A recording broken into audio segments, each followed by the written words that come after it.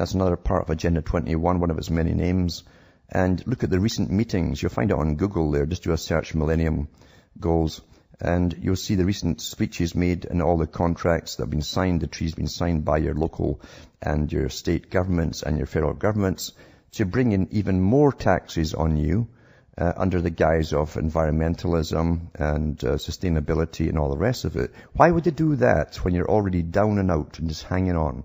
It's because you don't understand it's all part of the one big agenda. See, this is a century of change. Change.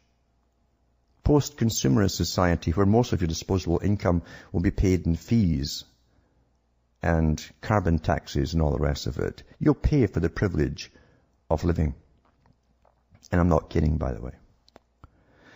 3 years declining civil rights, everyday freedoms, this is for the third world status, everyday freedoms are often the casualty of a society in collapse as the anger of the populace mounts in response to declining economic conditions and political corruption. The government counters by increasing draconian measures that restrict the political rights and civil liberties of its citizens. Well, that's already happened. America is becoming a country like China, which is one of the lowest scores according to Freedom House. In America, private discussions and movements are monitored. Free speech is corralled. The freedom to assemble for protest is by government decree, and independent thought that questions the political system is increasingly looked upon with suspicion. Yep, you must all conform in a post-democratic society. And by the way, they know how to use those around you to turn against you. The ones that all like to be the same as the rest. Because they did it all in China. Social approval, social disapproval, that's what they create. A final indicator is when the government insists upon secrecy for its own actions. We've got that too. We don't even know what they're up to most of the time. While new laws and systems are created to put the individual under nearly constant surveillance. It will be constant surveillance. That's where they're heading. They've told us that. 4 is increasing political corruption. When political corruption becomes accepted norm as opposed to the exception, then it's a good bet your country resembles the third world. Congress and all major institutions face a growing crisis in confidence. That's what they call it at the top. You've got a crisis in confidence. That's where they lie to you. That's we can't cause a crisis in confidence if the scandal breaks.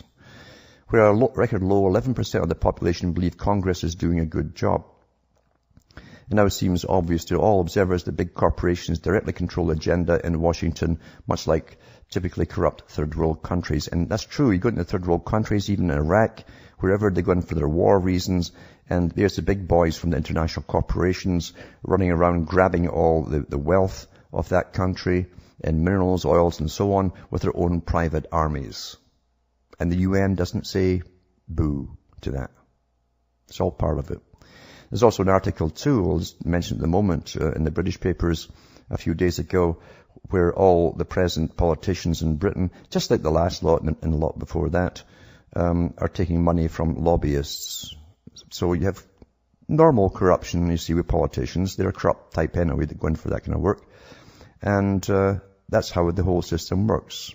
They bribe. Because you see the contracts that governments can hand out, federal governments are in the billions and sometimes trillions of dollars, depending on the size of the country. Big dollars. So the bribes are pretty fat and hefty and they come in brown paper bags. That Brian Mulroney admitted that.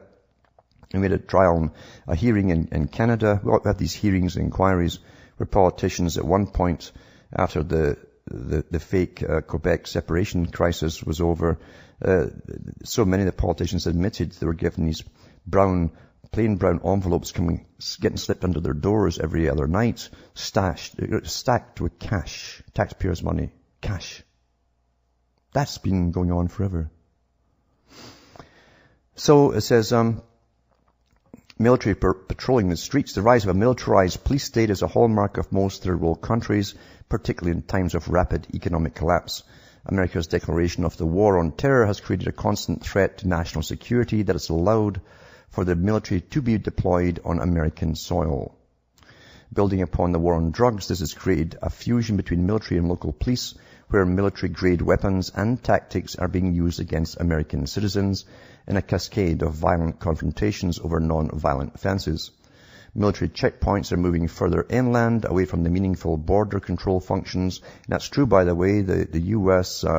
Coast Guard now, I don't know if they went further than it, but they moved into 50 miles inland all around the U.S. border. And I think they're expanding even yet. That was a couple of years ago they started that.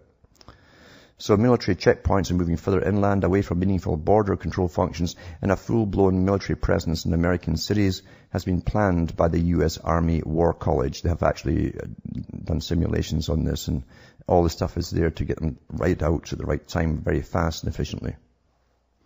Failing infrastructures. 46 of 50 states are on the verge of bankruptcy. Cities are going dark. Asphalt roads are returning to the Stone Age, and nationwide budget cuts are leaving students without teachers, supplies, or a full-time education. These are common features one will see as they travel through the poorest of third world countries. I knew that years ago. It was obvious what was coming up. And a disappearing middle class. During the last presidential debate season, they argued that a family income of $250,000 was solidly middle class. Well, census data showed less than 15% of families make over $100,000. And only 1.5% of families make over $250,000. The income gap between the rich and the poor has increased at a staggering pace, while more middle-class folks join the ranks of the poor every day. Cavernous income gaps may be what third-world nations are best known for. 8 is devalued currency. That's inflation. They call it quantitative easing now. It's like someone with a bad case of gas that's trying to get off their seat. And it says the value of the Federal Reserve notes, U.S. dollars, declined 96% since the inception of the Federal Reserve in 1913, because really that's how it's designed to go, with compound interest and borrowing. So the purchasing power has declined 96%.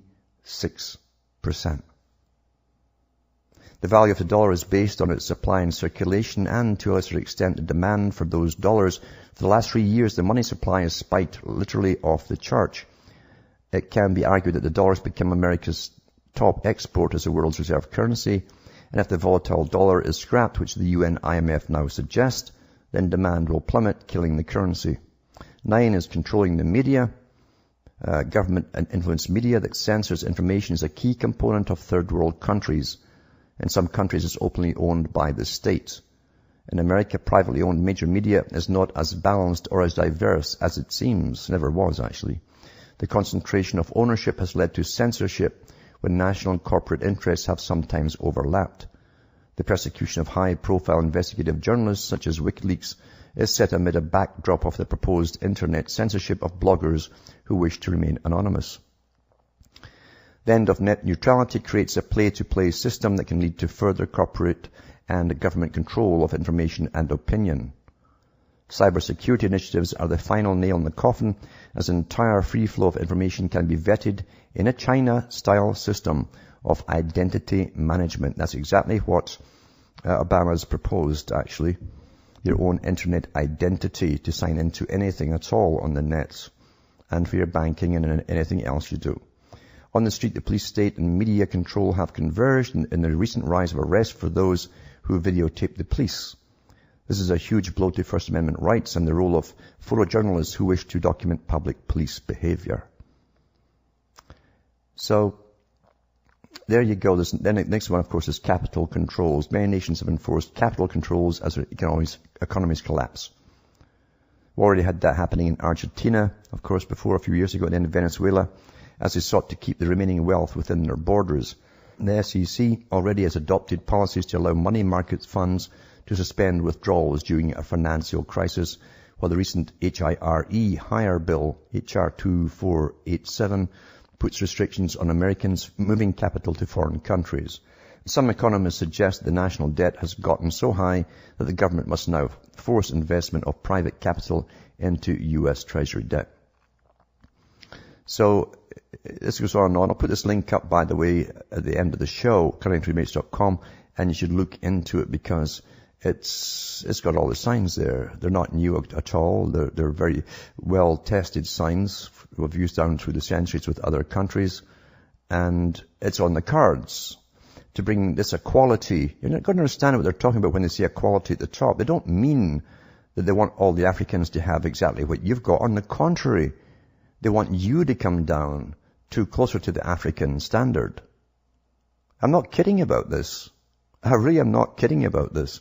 I read the articles the other night in bits from some of the big high chutzpahs up at the United Nations and Maurice Strong and so on, and they say there can never be another U.S.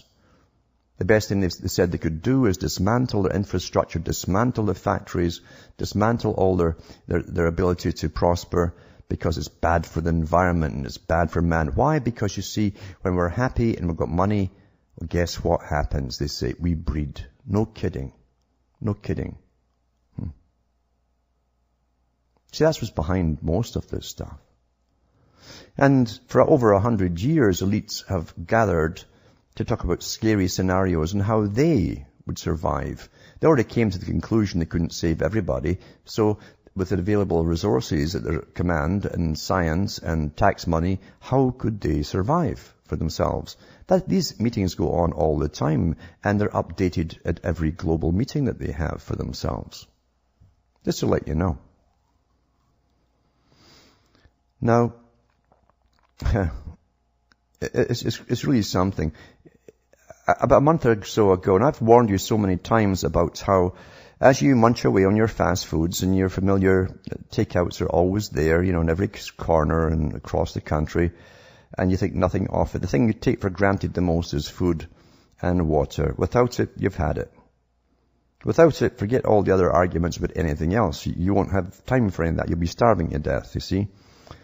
And we've watched this global feudal system, as Quigley called it, and he was all for it, by the way, being their historian, the Council on Foreign Relations. He said the system will be run by, the whole world will be run by a new feudalistic system made up of the CEOs of corporations. They will be the new feudal overlords. And they've been that way for well over 50, 60 years. And when they take over your food, as they have been doing, and the quiet wars, most wars are quiet, you don't even know they're happening. And they don't spook you by causing immediate shortages. They like you to have your usual brand names on your grocery stores where food is made. Food just appears in grocery stores to most folk in cities. And I mentioned a couple of months ago how they were manipulating the stock market, the big speculators, now big time on all grains. How can you have a fair and equitable system where there's a massive profit motive, where you can hold stuff back to get the prices up and then release it, or do what they've done before? I don't know if you realize that the European Union dumps what they call butter mountains and sugar mountains and potato mountains. This is what they call them. They dump them in the channel to keep the prices up. Well, the public don't decide on the prices, do they? Most of the farmers are quite happy. It's the government that keeps it this way. Food is awfully important, folks. And when they cut it off in the cities, you'll all be getting your little ration cards. You'll still think it's okay. You can turn on your television and you've got your quota for the day. You'll adapt very quickly. Most folk will adapt. Definitely. The young will definitely adapt very quickly.